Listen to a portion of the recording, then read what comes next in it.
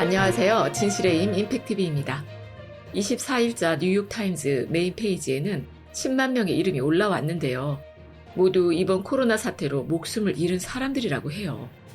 살면서 이런 뉴스 화면을 접할 거라고 상상해 본 적이 없는데 전쟁이 난 것도 아니고 이렇게 많은 사람들이 한 나라, 그것도 미국에서만 사망한 사람이라니 뭐라고 할 말을 잃게 되는데요.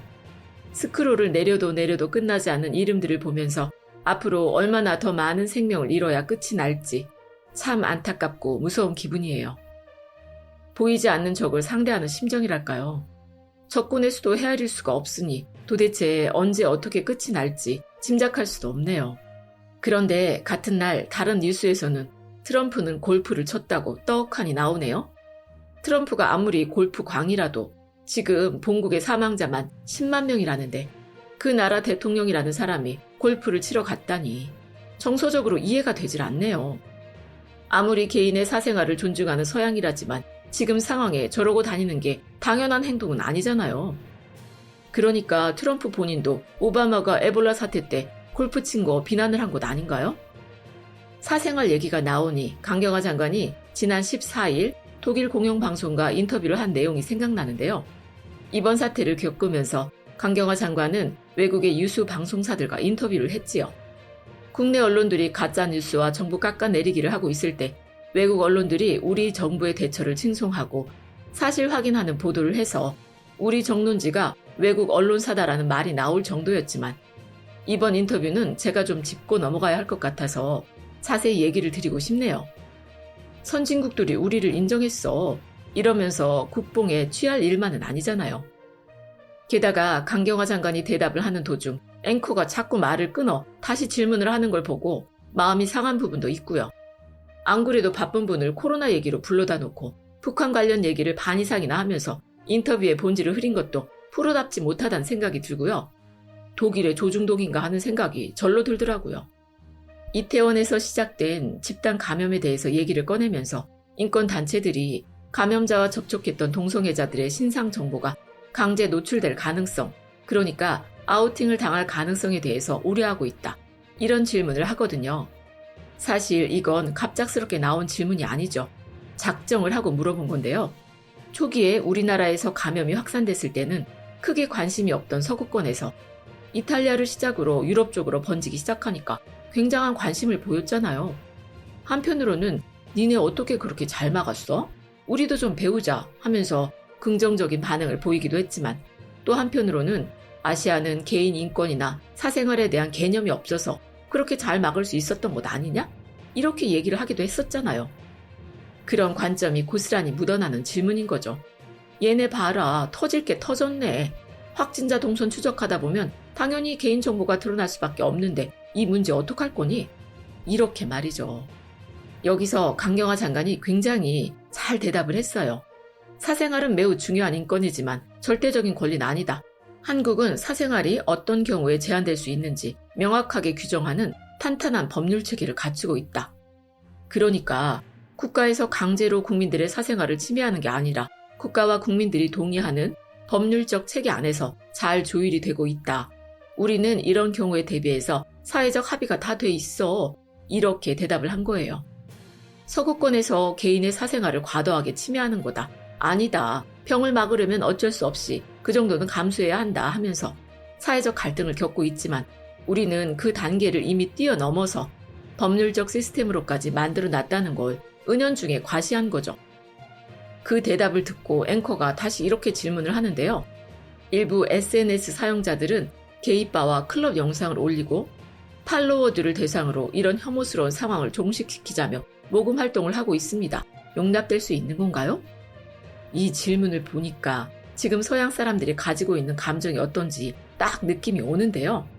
7, 80년대까지 독재 정권을 용납하면서 살았던 아시아가 유럽보다 더 성숙한 사회일 수 있다는 가능성을 도저히 받아들이지 못하는 거죠.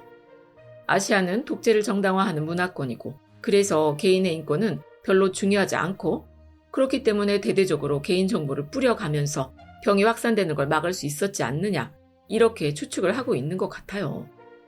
강경화 장관이 절대 그렇지 않다고 아주 강경하게 말하고 나서 편견과 차별은 민주주의의 근간인 인권을 매우 중시하는 우리나라에서 용납될 수 없다. 다만 아직 동성애에 대한 사회적 합의에 이르지 못했다는 점을 인정하고 그런 합의를 도출하는 데는 시간이 필요하다. 이렇게 얘기를 하거든요. 아주 점잖게 말했지만 자신감이 뚝뚝 묻어난 얘기 아닌가요? 우린 아직 동성애 문화에 대한 사회적 합의가 다 되지 않아서 가끔 혐오 발언이 나오긴 하지만 우리 국민 전체에게 받아들여질 수 있는 얘기는 아니야.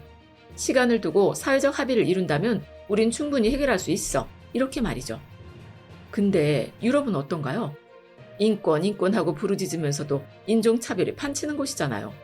사생활이 어디까지 지켜져야 하는 건지 이렇게 전염병이 창궐하는 마당에도 사회적 합의를 이루지 못하고 있기도 하고요.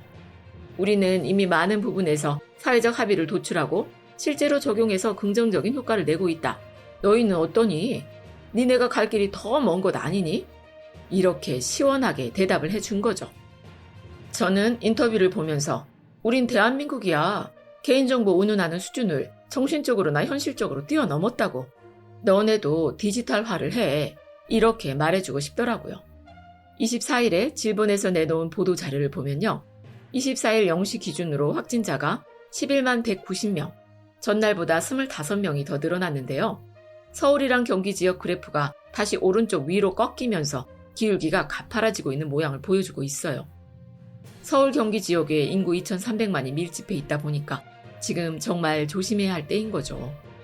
24일에 중대본에서 브리핑한 내용을 보면 이태원 클럽발 감염 사태가 연쇄적으로 커지고 있긴 한데 기존의 방역망과 치료 역량으로 충분히 감당할 만한 수준이라고 평가를 했네요. 지난 2주간 일평균 신규 확진자 수가 23.2명으로 그 전에 2주간 8.7명이었던 거에 비해서 증가하긴 했지만 우리 의료체계가 감당할 수 있는 범위가 하루에 50명이니까 지금으로서는 감당 못할 정도의 사태는 아니라는 거죠. 그렇다고 걱정할 상황이 아니구나 하면서 아무데나 다 가도 된다는 얘기가 아니라는 거 우리 깨어있는 시민들이라면 모두 다 알고 있는 얘기인데요.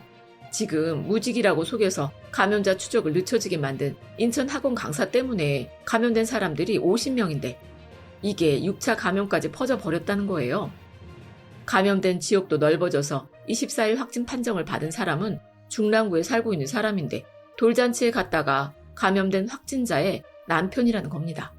이태원 클럽에서 확진된 사람이 자기 직업을 숨겨서 단 3일간 동선 추적을 못해서 생긴 일이에요, 이게.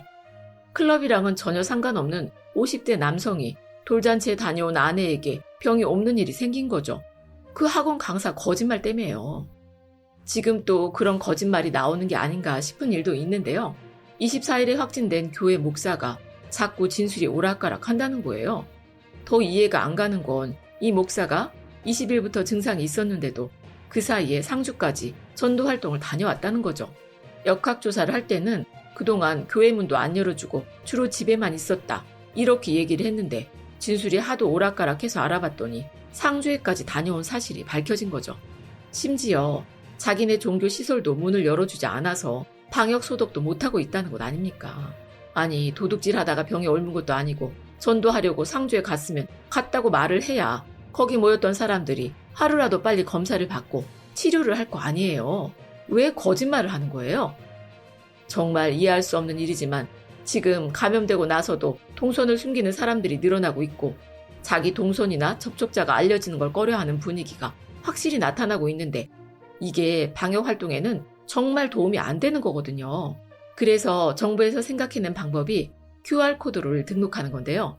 이게 참 아이디어가 좋아요. 클럽이나 그런 사람이 많이 모이는 시설에 들어갈 때 방명록을 작성하는데 이번에 이태원 클럽에서도 가짜로 전화번호를 적어놓은 경우가 많았었잖아요. 자기 신상이 외부에 알려지는 걸 꺼리고 있다는 거죠. 그러면 자기가 왔다는 사실을 남기면서도 개인 신상은 드러나지 않는 방법을 찾으면 되잖아요. 들어갈 때 자기 휴대폰으로 QR코드를 찍으면 그 정보가 정부에서 관리하는 서버로 들어가는 거죠. 그 사람이 누군지 번호가 뭔지 자기가 들어간 시설에서는 알 수 없도록 정부에서 그걸 관리하는 거예요. 그리고 혹시라도 그 기간 안에 확진자가 발생하면 그 QR코드를 찍은 휴대폰으로 검사를 받으라는 메시지를 보내는 거죠. 확진자가 없으면 4주 후에 그 정보는 자동으로 삭제가 되고요. 정말 괜찮은 아이디어 아닌가요? 그러니까 헌팅포차, 감성주점, 유흥주점, 단란주점, 노래방 이렇게 여러 사람이 폐쇄된 장소에 모일 수 있는 시설을 고위험 시설로 지정하고 방역 단계가 경계나 심각일 때만 적용을 하겠다고 밝혔는데요. 물론 거기에 들어가는 사람이 동의할 때만 QR코드를 찍는 거고 동의하지 않으면 신분증을 확인하고 전화번호를 적어놓도록 한다고 해요.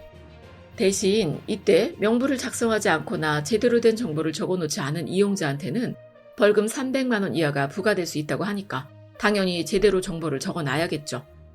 모임이 잦은 교회 사찰 등 종교시설에서도 이걸 좀 했으면 좋겠어요. 꼭 그 교회나 사찰 신도만 모이는 것도 아니고 그때그때 오는 사람들을 일일이 다 파악하기도 어렵잖아요. 종교시설들이 위험한 장소로 인식되면 좋을 게 하나도 없잖아요. 지금 문재인 대통령님의 지지도가 5주 연속 60%를 넘었는데요. 이런 지지는 결국 우리 국민이 문재인 정부의 방역 대책을 믿으니까 나올 수 있는 수치라고 생각을 해요. 온 국민 모두가 정부 방침에 협력해서 이 난국을 잘 헤쳐나갈 것을 믿습니다. 끝까지 시청해주셔서 고맙습니다.